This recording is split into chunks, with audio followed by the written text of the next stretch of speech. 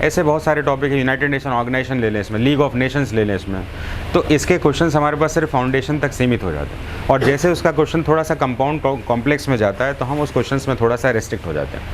तो इस लेवल के क्वेश्चंस को टच करने के लिए मैंने थोड़ा सा एक चैनल लिया है और 2-3 क्वेश्चंस को पहचानने का तरीका समझा।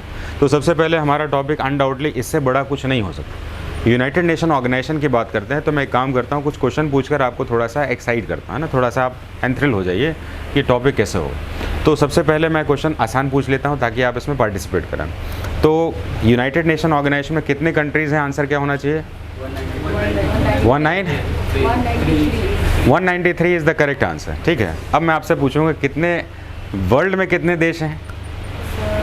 सीक्वेंस में चलेंगे, आपको बड़ा मजा आएगा। यूनाइटेड नेशन में कितने हैं? 193। वर्ल्ड में कितने देश हैं? 198। तो ये क्वेश्चन दोनों एक दूसरे के साथ जुड़ा हुआ। तो हमने किन दो देशों को या किन देशों को हमने दर्जा नहीं दिया? जाहिर सी बात है 2 देशों को हमने दर्जा ही नहीं दिया, देश का दर्जा नहीं दिया। जाहिर सी बात है किसको नहीं दिया होगा इसमें? ऐसे कंट्रीज़ जो कि या तो टेररिज्म के साथ पूरी तरह से अफेक्टेड हैं या बॉन्डेड है इसमें, या जो कि यूनाइटेड के चार्टर्ड के रूल्स को मानते नहीं। ऐसे कंडीशन पे बीच बीच में रेस्ट्रिक्शंस लगाए जाते हैं। ऐसा क्वेश्चन हो सकता है। अच्छा, अगर बात करें इसमें यूनाइटेड नेशन ऑर्गेनाइजेशन के कितने प्रिंसिपल ब्रांचेज हैं, मुख्य भाग, तो आपको पता होना चाहिए इसके 5 नहीं 6 भाग हैं। कितने भाग हैं? तो मैं आपसे पूछना चाहूँगा इसमें 6 पहले ही से आप नहीं बोल रहे तो कहाँ से पूछें भाई? तो 6 भाग है, तो किसको हटा दिया गया, सस्पेंड कर दिया गया? ट्रस्टीशिप को हटा दिया गया या सस्पेंड कर दिया। लेकिन मैं पूछूं कि ट्रस्टीशिप को हटाया गया तो कब हटाया गया और उसको हटाने का मेन कारण क्या था, वो आप बताइए। तो आप कहेंगे अब तो थोड़ा सा रुक जा रहे हैं। तो कहने का मतलब है कि हम सतह को टच करें और फिर बीच में धीरे धीरे जाएं तो क्वेश्चन बनेगा। अच्छा, आप ही मेरे को बताइए, अगर मैं कहूँ यूनाइटेड नेशन का प्रिंसिपल जो बॉडी है, 6 अलग अलग बॉडीज़ हैं, उनमें से एक बॉडी को हटा दिया गया तो क्वेश्चन इंपॉर्टेंट है कि नहीं? और बताएं इसमें कि 1994 में हटा दिया गया तो क्वेश्चन और भी इंपॉर्टेंट है। और किस देश के साथ ट्रस्टीशिप काउंसिल ने काम करके उसके बाद उसको सस्पेंड कर दिया गया, तो वो लास्ट कंट्री तो इंपॉर्टेंट होगा कि नहीं होगा? बताइए, पलाऊ कितना इंपॉर्टेंट देश आ गया इसमें। तो 1994 के बाद जो है लिखेंगे अभी सर भी, तो सारे कंट्रीज़ को उसके साथ जो है हम ट्रस्टीशिप काउंसिल को क्यों सस्पेंड किया गया, क्योंकि उसका काम ये था कि जितने भी कंट्रीज़ स्ट्रगल कर रहे थे अपने इंडिपेंडेंस के लिए, और ट्रस्टीशिप काउंसिल जो थी वो उनको प्रिजर्व कर रही थी, उनको प्रोटेक्ट कर रही थी। और उस स्ट्रगल में लास्ट का जो कंट्री था 1994 में, जब उसको आइडेंटिटी मिल गई तो बाद में उसको सस्पेंड कर दिया गया, क्योंकि अब दूसरा कोई एग्जिस्टेंस के लिए स्ट्रगल नहीं चल रहा है। तो इसके कारण हमारे देश में या वर्ल्ड में जो है यूनाइटेड नेशन के कितने मेन बॉडीज़ माने जाते हैं? 5। लेकिन हैं कितने? आने वाले समय में ये 6ठा बॉडी जो है दोबारा रीएक्टिवेट किया जा सकता है। क्लियर बात है? तो अब हम लोग जो है इस यूनाइटेड नेशन के साथ जो है कुछ बेसिक्स बातें कर लें। मैंने इसके लिए थोड़ा सा कंटेंट को ज़्यादा बना दिया है ताकि आप थोड़ा सा इसमें एंजॉय करें। एक और क्वेश्चन थोड़ा सा बन रहा है, जरा सुनते रहिएगा, लिखने वाला काम बाद में करें। यूनाइटेड नेशन के जो प्रिंसिपल बॉडीज़ हैं, जैसे कि मैंने 6 बताया, इनमें से 6 बॉडीज़ में से कौन सा ऐसा बॉडी है जिसका हेडक्वार्टर्स अमेरिका में नहीं? ये भी क्वेश्चन ज़रूरी है कि अच्छा लग रहा है कि नहीं लग रहा? मतलब सभी का बॉडी अमेरिका में, और अमेरिका में भी कहाँ पर? तो न्यूयॉर्क में। एक ऐसा जगह है जो कि उसका बॉडी नहीं, वो कौन सा है आपका? International court of justice. कहाँ पर है? नीदरलैंड। तो जाहिर सा बात है उससे हट गया। और बाकी सब अगर है तो कहाँ पर है? अमेरिका के न्यूयॉर्क में। तो ये क्वेश्चन आपके दिमाग में पैच हो जाएगा, लिखेंगे तो पैच नहीं होगा, इसलिए हम लोग ऐसा करके लेके चलेंगे। अब हमारे पास कुछ बेसिक डाटा है जिसको हम लेके चलेंगे। मोटो भी पूछा गया, peace, dignity and equality on healthy plan, ऐसा करके। और इसका हमने मेन कंट्रीज़ के साथ साथ जो है अभी मैंने जो इसके अपडेट्स किए हैं उसको थोड़ा देख लेते हैं। अब क्वेश्चन को थोड़ा सा एक बार देख लेते हैं। United Nation chartered was sign at, इसका चार्टर्ड कहाँ पर किया गया था? San Francisco. कहाँ पर है ये? अमेरिका के किस शहर में? कैलिफोर्निया में। कैलिफोर्निया का San Francisco. Consider the following statement. थोड़ा सा जल्दी से अपने मन में पढ़िए, तेज तेज नहीं पढ़ना है, एग्जाम के क्वेश्चन हैं सब, है ना? थोड़ा सा पहचान बनाइए। India was the original member of United nation. India joined the UN after becoming independent 1947. India has served as non-permanent member of the UNSC multiple times. सोच के बताइए। करंट सेक्शन आप कहाँ खोए हुए हैं? आप फ्लाई उड़ा रहे हैं क्या? देखिए, बताइए जल्दी से। जल्दी से बताइए। कुछ लोग सोच रहे हैं हमारे लिए तो क्वेश्चन ही नहीं है, दूसरा बता देगा हो जाएगा। जल्दी से आंसर बताइए। हैं? सी मतलब क्या? 2 और 3। अच्छा, पहला गलत है। मैंने पूछा तो शायद आप कहते कि नहीं ये भी सही है इसमें। तो ये क्वेश्चन कितना बढ़िया है, बताइए इसमें। इस क्वेश्चन में कैच क्या है? इस क्वेश्चन में कैच ये है कि भारत जो है ओरिजिनल मेंबर कैसे हो सकता है। 45 में बनी हुई संस्था है और 45 में भारत आज़ाद नहीं हुआ था, 47 में आज़ाद हुआ था, तो 45 में ओरिजिनल मेंबर कैसे बन सकता है? बिल्कुल सही बात है, ओरिजिनल मेंबर था, यानी कि आज़ादी से पहले ये भारत जो है संयुक्त राष्ट्र संघ का सदस्य था और आज़ादी के बाद इसको इंडिपेंडेंट आइडेंटिटी के साथ जोड़ दिया गया। आपको अगर आश्चर्य है तो आपको आश्चर्य इसमें भी होना चाहिए कि इंडिया जो है कॉमनवेल्थ का भी तो पार्ट था। कॉमनवेल्थ का पार्ट कब बना हमें पता होगा। आप सोचिए कि 30s में जो है इंडिया जो है कॉमनवेल्थ का पार्ट बना, आज़ादी के बाद भी तो पार्ट था, तो हम कैसे कह सकते हैं आज़ादी के बाद ही कॉमनवेल्थ बना? उसी तरह से इस क्वेश्चन का भी आंसर ये होगा, India was original member of United nation, India join UN after become independence. ये गलत। क्यों गलत है इसमें? क्योंकि पहले से ही ओरिजिनल था, तो जाहिर सी बात है ये तो इसका कॉन्ट्रडिक्शन है, इसलिए 1 और 3 जो है यहाँ पर सही हो। परमानेंट मेंबर के लिए तो आज भी इंडिया स्ट्रगल कर रहे हैं ना, तो नॉन परमानेंट तो है इसमें, तो 1, 3 किस में जा रहा है? बी आंसर हो गया ना इसमें। क्वेश्चन के समझने का तरीका समझ लीजिए। अब जरा देखेंगे इसको। UN headquarter is in New York, ICJ headquarter is in the Hague, all principal organ UN are headquarters in New York. अरे तो क्वेश्चन पढ़िए तब पता चलेगा ना। अब आप क्वेश्चन को देखिएगा ऐसे में, यूएन का हेडक्वार्टर जो है न्यूयॉर्क में है, ये हो गया। आईसीजे हेडक्वार्टर का हेग में है, ये भी सही है। तो अगर ये हेग में है तो ऑल का कैसे हो सकता है?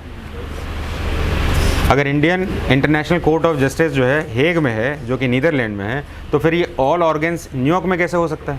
तो जाहिर सा बात ये तो गलत होगा। 1, 2 वाला आंसर देखिए। क्वेश्चन समझ में आ रहा है आपको? ऐसे क्वेश्चंस को टच करना पड़ेगा, नहीं तो दिमाग में तुक्का लगाएंगे तो आप फंसेंगे। इस तरह से क्वेश्चंस को डील करना। अब हम लोग जा रहे हैं नेक्स्ट क्वेश्चन के रेंज में। League of Nation, Bretton Woods conference, United Nation, IMF formally came in the existence. इसका मैंने आंसर भी दिया है ताकि आप इसको समझ पाएँ। हमें ध्यान रखना है United nation, league of Nation, Britain would conference, ये CDS एग्जाम में पूछा गया क्वेश्चन था आपका। इसको भी छोड़ देते हैं क्योंकि ये इकोनॉमिकल फील्ड से जुड़ा हुआ। तो सबसे पहले बात है कि हमारे देश में, वर्ल्ड में जो है, वर्ल्ड के लेवल पर जो है, जब हमने देखा कि अब वर्ल्ड जो है एम्पावर हो रहा है और एक कॉलोनाइज स्ट्रक्चर में आ रहा है, यानी कि सिमिलर इंटरेस्ट के लोग आपस में जुड़ रहे हैं और इंटरेस्ट के बेसिस पर जो है यूनाइट होकर जो है अपने कन्फ्लिक्ट को एक वॉर के रूप में लेके जा रहे हैं। और ऐसी घटना हमने कब देखी थी? वर्ल्ड वॉर फर्स्ट में देखी। वर्ल्ड वॉर फर्स्ट कब हुआ था? 1914 से 1918। इस वर्ल्ड वॉर फर्स्ट में जो है ग्रुप ऑफ नेशंस ने लड़ाई किया, एक नेशन ने नहीं लड़ाई किया, जिसके कारण वो काफ़ी ज़्यादा डिवास्टेटिंग था और इसमें लोग भी ज़्यादा मरे और इसमें डिस्ट्रक्शन भी ज़्यादा हुआ। तो इट वाज कम्प्लीटली अ वेंडलिस्ट, पूरी तरह से एक मास डिस्ट्रक्शन के रूप में निकल कर आया। तो मास डिस्ट्रक्शन के बाद जो है 1918 में ख़त्म हुआ। 19 में ये डिसाइड किया कि भाई ऐसा है कि हमें कुछ काम करना चाहिए और 20 में एक संस्था स्थापित हुई जिसको हमने लीग ऑफ नेशन कहा।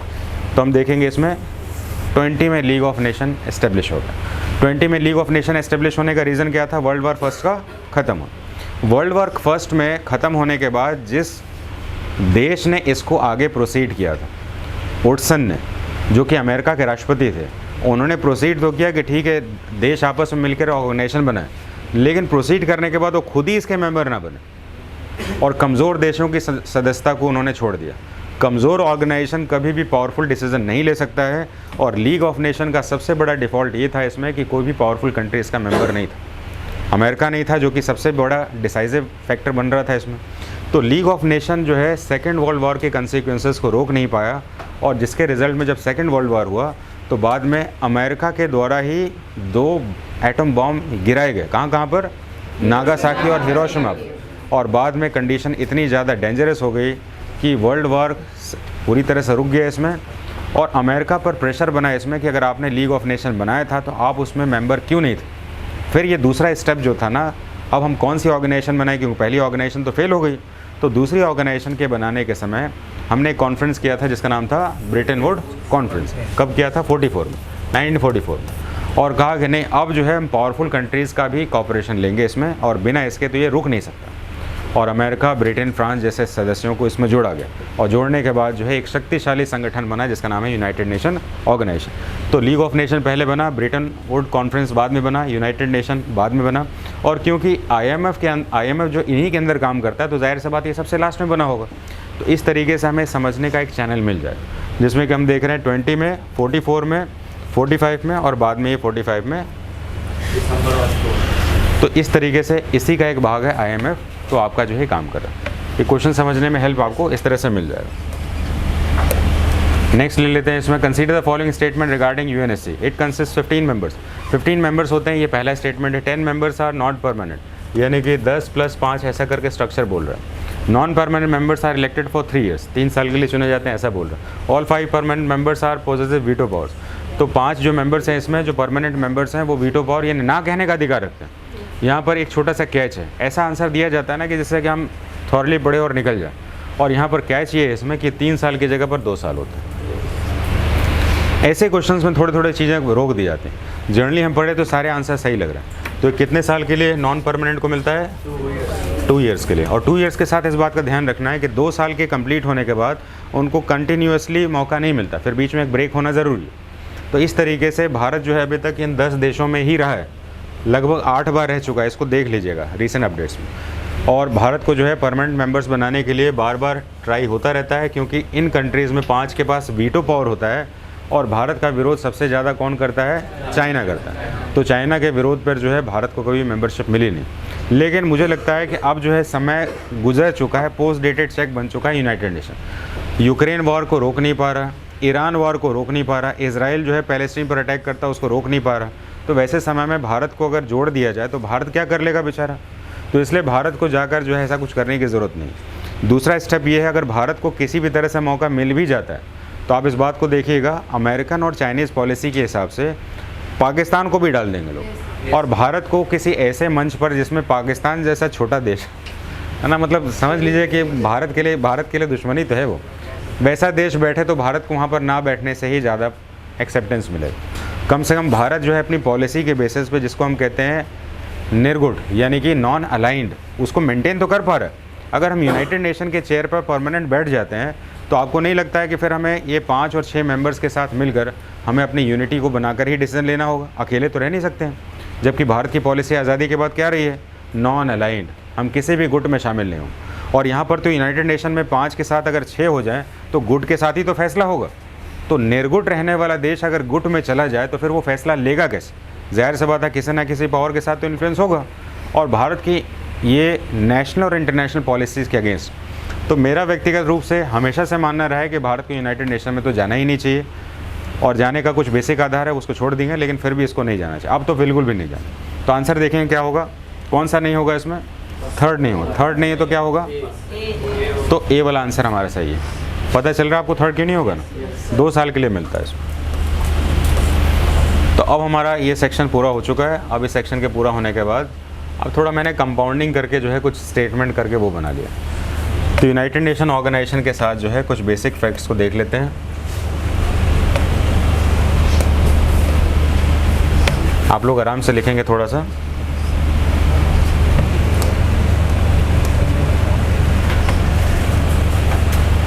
सबसे पहले हेडिंग बना लेंगे United Nation organization and important facts.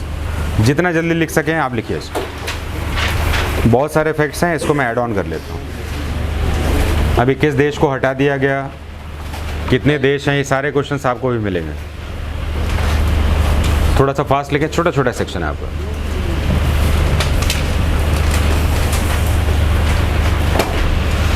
हमेशा आप देखेंगे इसमें कि अक्टूबर के समय हमारे इंटरनेशनल जो भी रिप्रेजेंटेटिव होते हैं वो न्यूयॉर्क में जाते हैं और वहाँ पर जनरल असेंबली में जो है उनका भाषण होता है।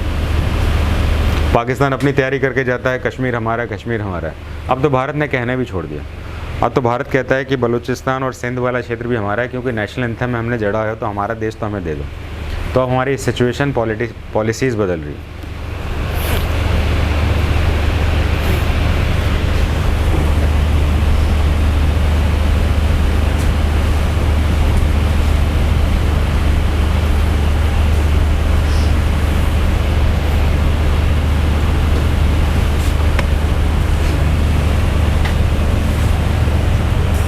जिसको जिसको मैं अंडरलाइन कर रहा हूँ उसको थोड़ा सा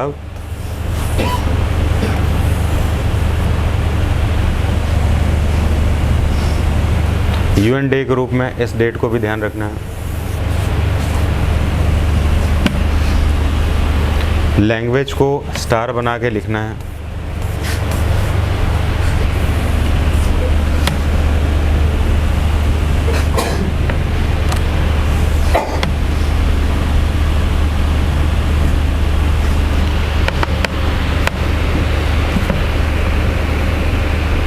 जैसे हमने मेनली बातें तो पूरी कर ली हैं इसमें, तो आपको सिर्फ अभी थोड़ा सा नोट डाउन करके पॉइंट्स बना लेना है।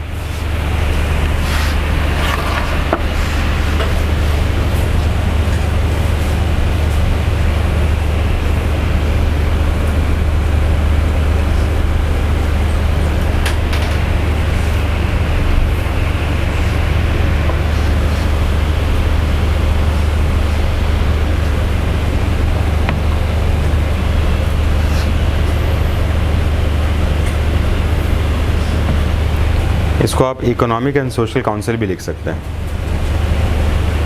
6 ऑर्गन्स में राइटिंग स्पीड एक्सेलेंट वाला चाहिए इसमें।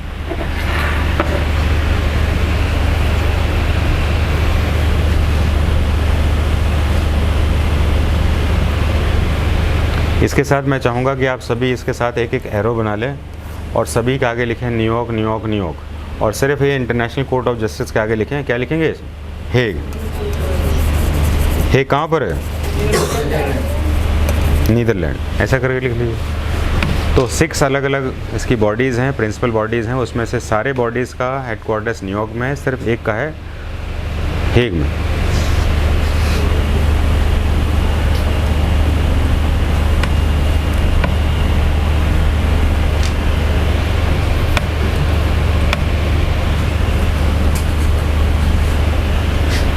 ट्रस्टीशिप काउंसिल को जो है स्टार बना देंगे इसमें, जो कि अभी सस्पेंडेड है ना। इसको हम मेन बॉडीज़ में इसको सस्पेंड किया गया। आगे अगर नहीं होगा तो मैं लिखवा देता हूँ उसको। जल्दी फास्ट लिखिए, इतना टाइम नहीं लीजिए। कंटेंट जितना हो सके पूरा बना के रखिए इसको। बाकी सबके एरो जो लगवाया है उसको क्या लिखना आगे? न्यूयॉर्क लिखना है ना। सबका हेडक्वार्टर्स है न्यूयॉर्क में। अब अगर आपने ट्रस्टीशिप काउंसिल तक लिख लिया है तो नीचे नोट लिख लीजिए इसमें, इट वॉज सस्पेंडेड। देखिए शायद लिखा होगा इसमें, नहीं लिखा तो कोई बात नहीं, लिख लीजिए इसमें।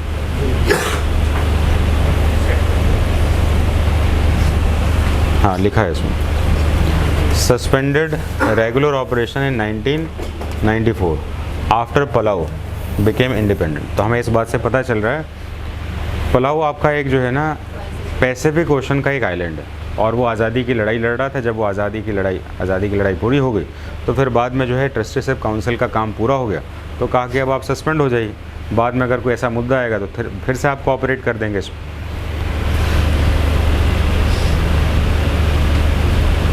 ये वाला 15 जजेस का सेक्शन भी लिख लीजिएगा। इंटरनेशनल कोर्ट वाला जो था उसमें 15 जजेस का बेंच होता है।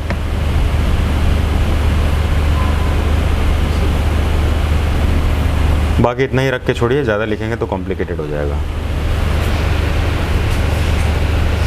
जो भी अंडरलाइन कर रहा हूँ उसको ध्यान से लेके चलिएगा। लिख लिया?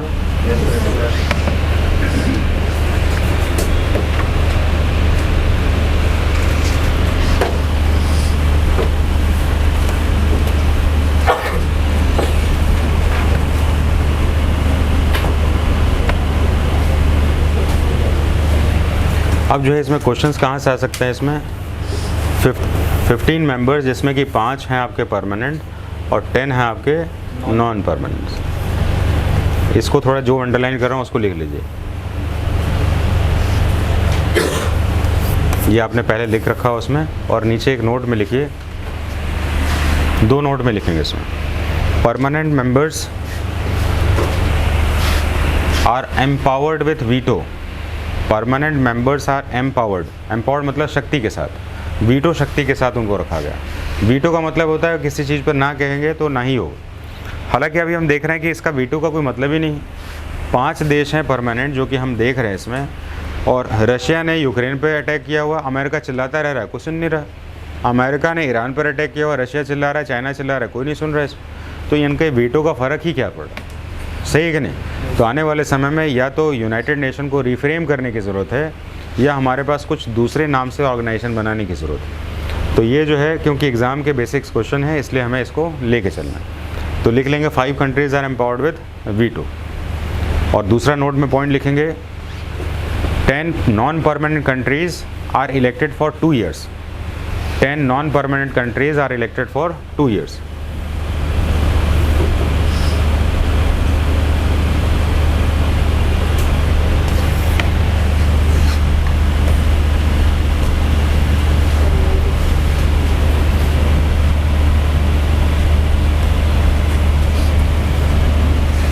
नंबर ऑफ कंट्रीज में लिख लेते हैं, नीचे एक नोट लिख लीजिए, इसमें दूसरा तीसरा नोट बना लीजिए। इसमें total number of countries in the UN is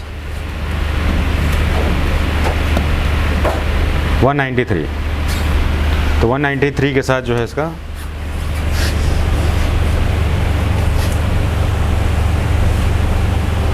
कहाँ पर है, देखिए कहीं दिख रहा है क्या?